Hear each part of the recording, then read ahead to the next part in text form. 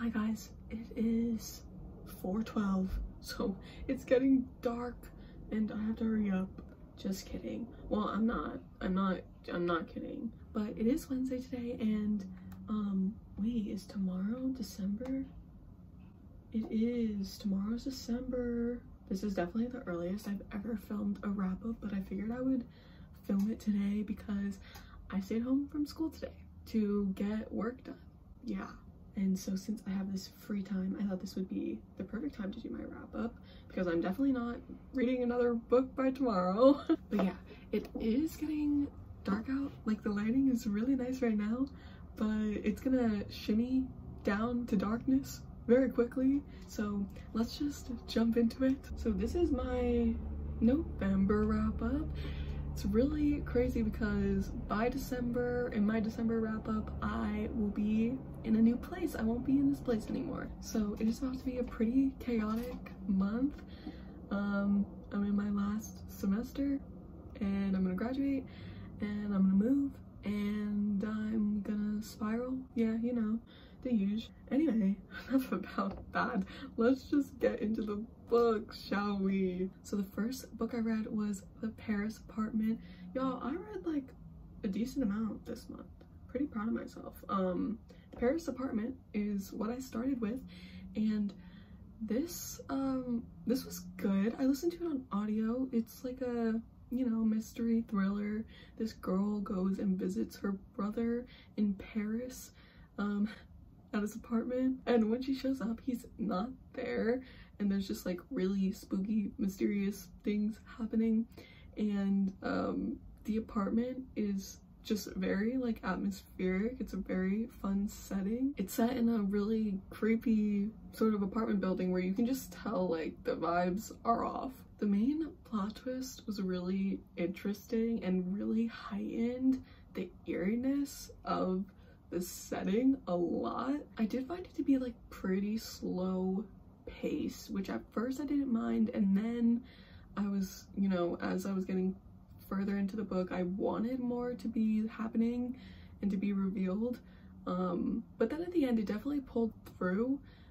It just sort of could have been a little more present, I feel like, throughout the whole thing. But overall, I really liked it. I think the ending did satisfy me enough, and I ended up giving it 4 stars. The next thing I read was a comic, which was the Harley Quinn Legion of Bats issue 2. This follows Harley and Ivy after season 3 of the animated series. And so like Ivy is creating a like women Legion of Doom basically, and Harley is fighting alongside her and also kind of like leaning into her anti-hero character at the moment. And I really liked it. This just like built upon what was already happening in issue 1, and I loved it. I just love these comics. You will never hear me say a bad thing about them, truly. So I gave this 5 stars. I actually have some of the physical books with me. How exciting. So the next thing I read was Spy Family Volume 3. And I was so excited to get this. I got volume 3 and, as you'll see, volume 4. I really loved the first 2 mangas of this series, and then I moved back here for my last semester and I left both of them at home, and I was like, I'm not gonna buy any more because I shouldn't be like consuming stuff that I'm gonna have to move again, you know. But then I got a gift card and I just like needed to use it. So point is, I read the 3rd Spy Family. I loved it. I just loved it. These ones I tabbed actually, which were really fun to do. I like tab for every character and then like little family moments that I think are really cute, because the series basically follows a spy, an assassin, and a telepath, and they're a family. So the spy, Twilight, is the father, and he has to get a daughter and a wife in order to fulfill this mission at like a private school. So he ends up adopting a daughter, Anya, and then finding a wife, Yor. This is her.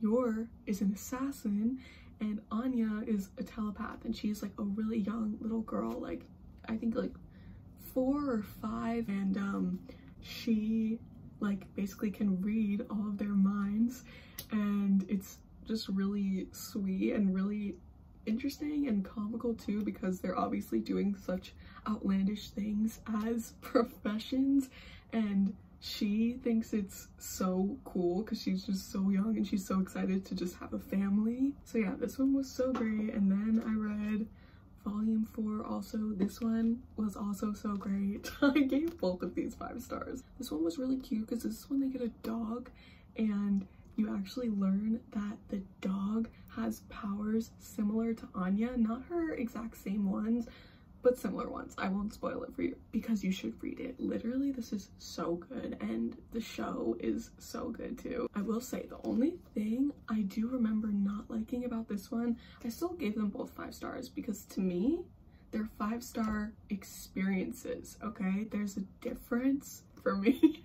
I feel like some books are like definitive, obvious 5 stars, and some are more like subjective 5 stars where it's like it was just a 5-star experience, you know? So anyway, I did give both of these 5 stars, but in this third one, I remember what really bothers me, like the only thing I don't like about this series is Yor's brother is so strange. I just get weird vibes from him. It's like he's jealous of his sister, like being in a relationship, like almost like he has romantic feelings for her, and it's very strange. I'm trying to see it from like a different point of view because like maybe it's just like he's really affectionate, he's only like ever had her growing up and she's his only family, but I did see a lot of people agree with what I was thinking, so I'm not alone in it at least. But yeah, otherwise though, I really love this series. It is like a comfort series. It is so good, so interesting and action-packed, and just like really sweet and adorable. And I don't know how it can be all those things at once, but it is. And then I caught up on the show, which was really great because I stopped watching it once I got to the point where I read, so I was really happy to catch up with it. The next thing I read was The End We Start From, and to be plain, I literally just read this for Jodie Comer. Jodie Comer is going to be starring in the movie The End We Start From. She like just finished filming it recently, and I don't know when it's going to come out, but it's basically like, it's set in like a futuristic world, and it follows a mother who just gave birth, and it's like post-apocalyptic. And I ended up giving this 2 stars. It's really short. It's, I mean, probably considered a novella. It's really short. I listened to it on audio and it was like 2 hours long. I just thought it was almost too short to connect with anything that was happening, and all the characters went by like an initial instead of a first name, which made it even more hard to connect, and it was very vague. But I could totally see how this could be like a good point to jump off from when making a movie or a series, because it definitely has like the bones of a good story, but I don't feel like it really went anywhere in the book. I couldn't even really tell you what happened. Like, I don't even remember. It like fully did not solidify in my memory, but I didn't completely hate it. Like, I enjoyed it while it was happening. It was fine, so I gave it 2 stars. The next thing I read was a play I had to read for school called Anna in the Tropics. I actually really ended up liking this one. So it's set in 1930s Tampa, and it follows a Cuban-American family, and they own a cigar company. But what I found really interesting about this play and this story was the fact that there was this person in a position called a lector who would come to the factories and read to the people working. And I never knew that was ever a thing. I just had no knowledge about that ever being a position someone held. But that is so fascinating to me, and I thought that like that was really the heart of the story, and it basically followed the family as they all got like really invested in the book he was reading them, and how it just kind of splits off from there. It was definitely one of the most poetic plays I've read, which I really enjoyed and appreciated about it. I will say some of the relationships to me felt just a little off and not completely finished, especially by the ending, but I did enjoy it enough. I had a good time reading it, and I definitely found some value in it, so I ended up giving it 3 stars.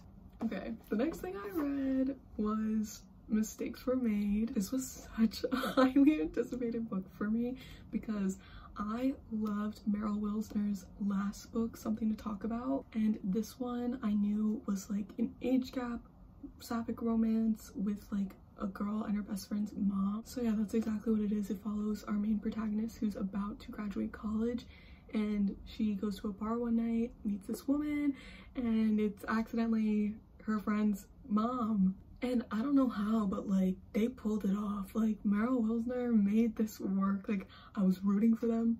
They had good ass chemistry. It was so fun to follow. You could tell like they were emotionally there, not just there for the physicality of it all, which there was a lot of. There was a lot of smut in this book, which I already knew going into it because I followed this author on Twitter, and I remember they posted something being like, just wrote my 8th sex scene, haha. Which personally that doesn't bother me at all, and I had a good time reading it. I didn't even feel like it was too much. Like I know so many people are gonna think that, but I just didn't mind it.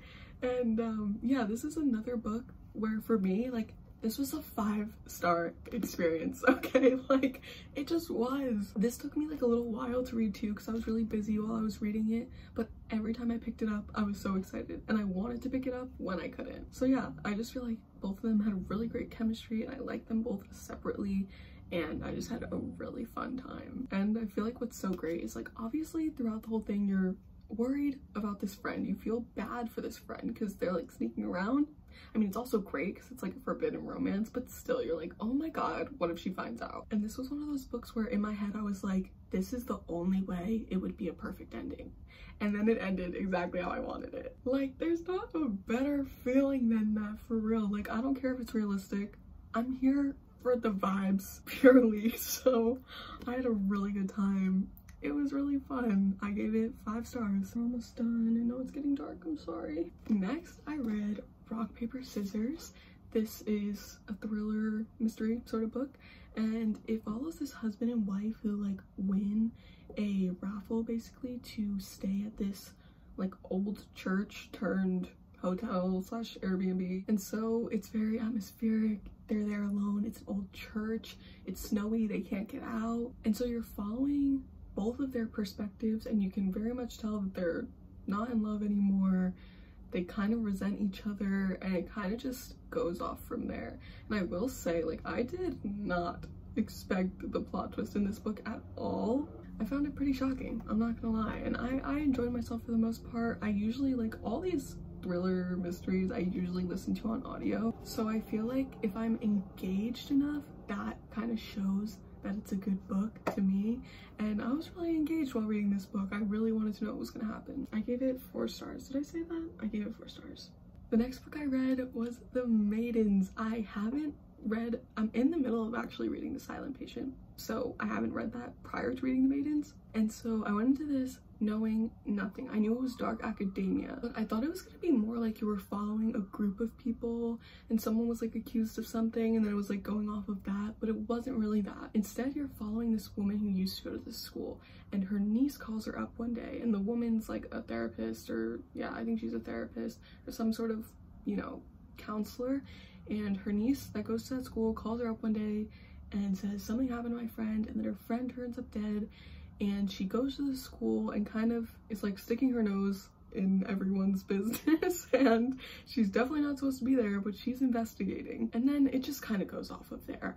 This story was a bit ridiculous in my opinion. Like, I just think there were some things that were so impractical and made no sense and didn't really add to the story. And there were a lot of like red herrings. Like, you could tell that the author just like wanted to confuse us, but I did like enjoy reading it. It was really quick to get through. It had really short chapters, which I loved. Yeah, I'm reading my review. I said many of the side characters seemed extremely pointless and not fleshed out, and something I really wish throughout this book was that there were more reveals happening. Like, at some point I was just very frustrated because nothing was really picking up speed until like 90% of the book. Like, then stuff was happening. And so while I enjoyed it, I did have like a few nitpicky problems with it, but wow, I did not expect this plot twist at all. I feel like mostly because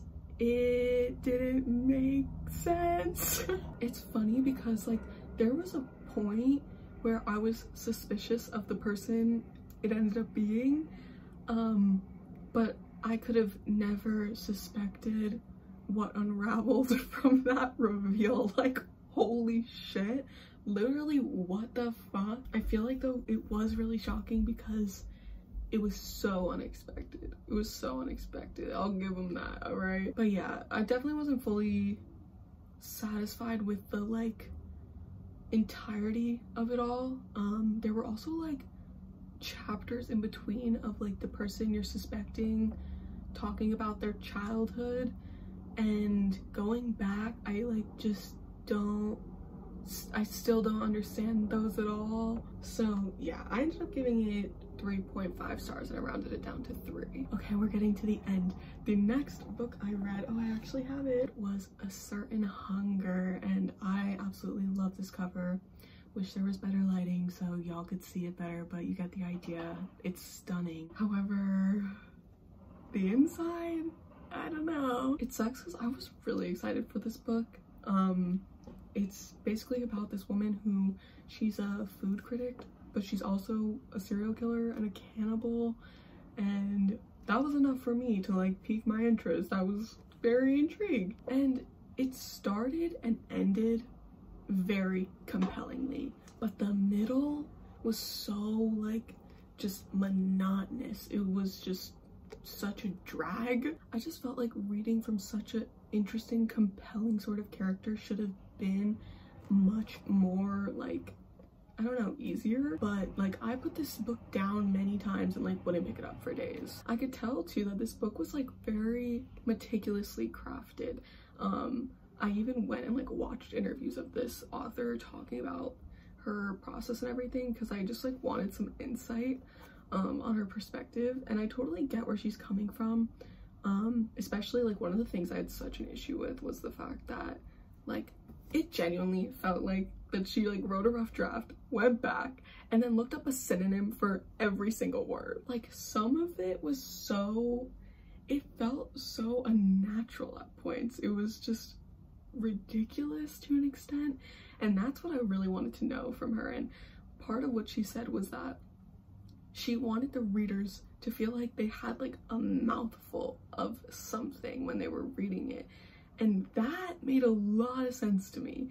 But then she was like, but I couldn't have that for the whole book, so you know I didn't continue it the whole time. And I was like, are you sure though? Because I think you did. But maybe that's just me. Whatever, it's fine. It was just something that was really obvious to me that didn't feel, I don't know, necessary. This was definitely more of like a literary fiction. It was very dense. Like there were some points that like things were being talked about and they felt so useless, and she just kept going on to the point where I was getting annoyed. Like it was just getting annoyed. I was like, why is this necessary? Like I don't need to know this. I'd say like the best part about it was the protagonist. I was very interested in her story, her motive, her personality, her life, like why she turned into this person. And also like what's interesting is that a lot of this is set like from jail. Like she's writing us a letter from jail or prison, so that was really interesting too because she talks about her life in prison. But other than that, it definitely was a bit of a frustrating read. It wasn't fully fun for me. So I ended up giving this 2.5 stars and I rounded it up to 3 because I did definitely get something out of it. I enjoyed it. I want to keep the book. Like I don't want to get rid of it, but it wasn't super up there for me. Okay, we're at the last book, you guys. So the last thing I read was another play, which was Fleabag. If y'all have heard of the show Fleabag, this is just the play version that came before the show. I was really excited to read this play. I loved it. I found it really inspiring, especially this edition because she talks about her process before, during, after making it, and all her collaborators. It also has like some cool photos and stuff. It was cool seeing like what came first and how I want to say how simplistic the play is, because it is like so simply about this one specific character and her like whole being and how she interacts with others and her psyche. I feel like this is simplistic in the way that like human nature is, and that's what I liked about it. It like really shined a light on women and what their lives look like almost outside of the lens of media. Even though this is a form of media, I totally think that was part of her intention, because you know, you're following this very just like rude, selfish, sex obsessed, just funny, hilarious character of a woman, and she's so much more than even all of those words. And I just found it to be really fun and really enjoyable. And like I said, I loved hearing her perspective on making this. That was probably one of the most enjoyable parts of this read. So yeah, I ended up giving this 4 stars. All right, that is everything I read in November. Thank you guys for sticking around, even though it has gotten very dark here. I'm glad to have you here. Thank you for being here. Let me know if you've read any of these books and what you think. If you agree with me, if you disagree with me, let me know. I would love to hear. And yeah, that's gonna be all for me today. I'll see you very soon in my next video. Bye guys.